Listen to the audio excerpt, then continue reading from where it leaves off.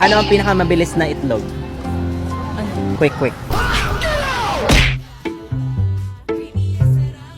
Dahil may new and improved Coffee Co Blanca, mamimigay tayo ng gift packs sa mga sasayaw ng Good Vibes Dance. Let's go!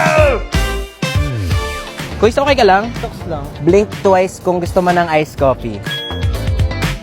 Ate, Monday na Monday, parang may pinagdadaanan ka dyan. Talaga namang nailalabas ng Coffee Co Blanca ang creamiest sarap ng Good Vibes. Kaya tara, maghanap pa tayo. Hello po, parang naka-power saving mode ka ngayon. Okay na ako kasi nakita ko. Hi guys!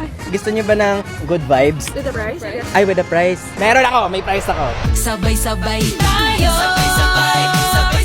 Coffee Co Blanca. Creamy at sarap. Feel na ang good vibes sa Coffee Co Blanca.